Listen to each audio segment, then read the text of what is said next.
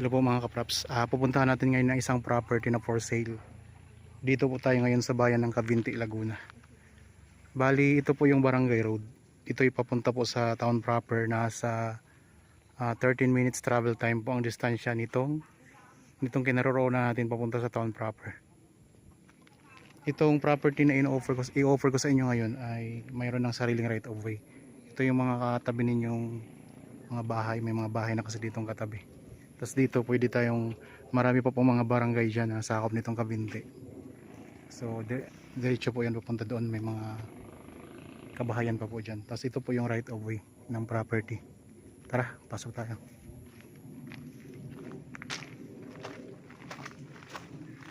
So dito may mga nakalatag na nagraba.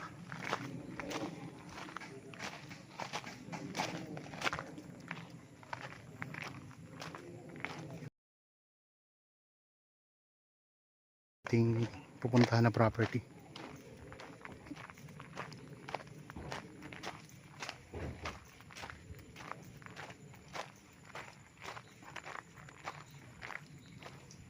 And may mga katabi din kayo mga farm. Tabing farm.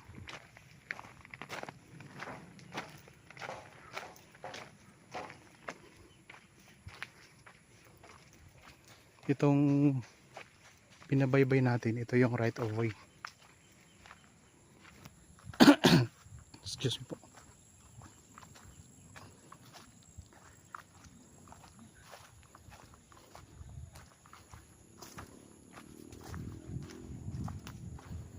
Yan, may mga ano na rin dito, mga farm.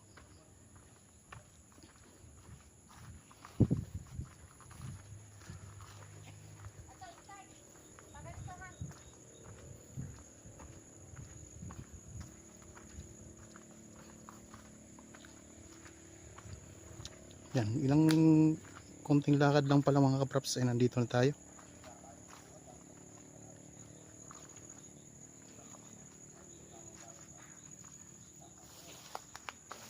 Yan, ito na po mga kapraps ang property.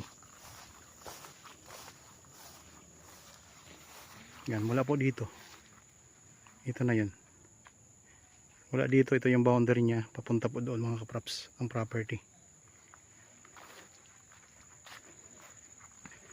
Ayos na, meron ng dadaanan, may kalsada na. Pwede na ipasok ang sasakyan dito. Tapos sa harap ninyo, ayan, may magandang farm din, oh. Ayan, ayos na, malinis na.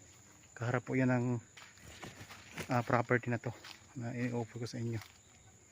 So ito yung in-offer ko mga kapraps. Ang sukat po nito ay 1.9 hectares. Murang-mura lang po ang benta nito.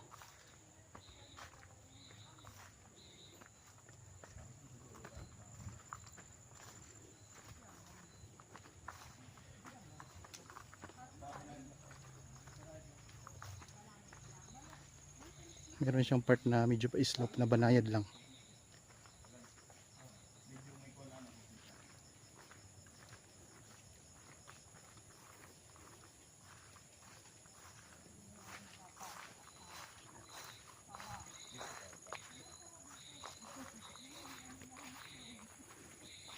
So, samahan niyo po kami sa paglalakbay, pagpunta doon sa property. O pag-ikot dito sa property na to.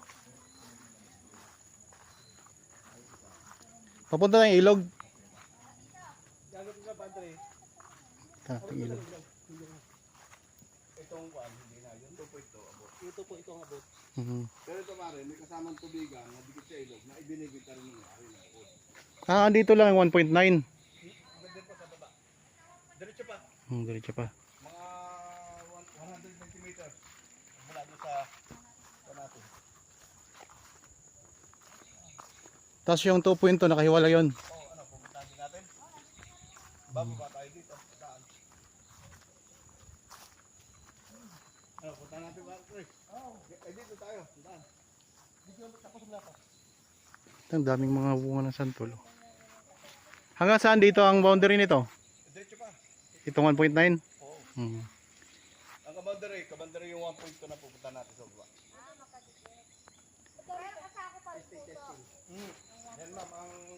natin, paaguran. May nanguha pa ng santol. Wala na ngayon namimili ng santol ay. So magandang part na to. Hanggang saan po, sir? Dito pa yan doon. Sa baba. So ngayon, natin yung 1.2.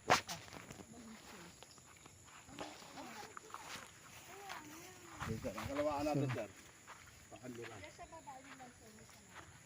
ang ganda ditong part ng property mga kapraps. Balot na ng Carabao grass. May mga tanim na santol. Saka overlooking siya. Yan. Overlooking.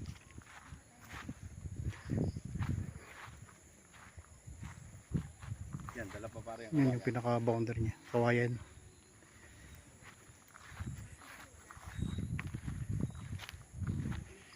Mayroon siyang part na slope ano, pa-slope. Tapos dito pwede kayo dito magpatayo ng rest house. Oh. Ganda ng view dito. Yan, ganun na pare ang lagas ng ilog. Mhm.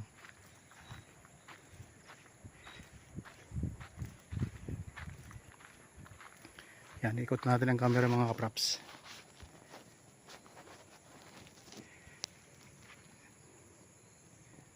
So yun yung kalsada. Oh. Tapos pag diniretso natin to, meron pa ditong property na 2.2 hectares. 1.2. 1.2 hectares. Pupuntahan din natin. Mga niyog naman ang tanim. Itong kinaroroonan natin, ito yung 1.9. 1.9 hectares. Ang dokumento nito ay tax declaration. With lot number. Pero mayroon na siyang lot number. Approved plan pare. Okay na din. Mayroon na ring approved plan. Yun, so ayun mga kapraps. Malinaw ha, mayroon na tong approved plan. Apply na lang natin ng title. So yun na lang ang gagawin natin kapag nabili niyo mga kapraps. Murang-mura lang ang benta nito.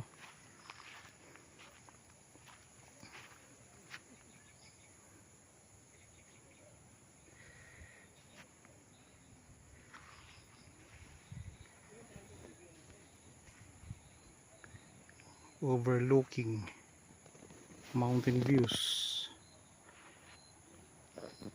sa Cavinti, Laguna. Katabi lang po ng mismong right of way. At malapit lang po sa Barangay Road. Walking distance lang, mga ano lang yata, 100 meters lang. May mga tanim na kawayan, daming santol oh. Ay, may nangunguha pa doon ng santol mga kaprops oh. So kung interested kayo sa property, kontakin nyo lang po kami sa mga contact details na nandyan sa inyong mga screen. Viber, cellphone number, WhatsApp. Mayroon tayong Facebook Messenger.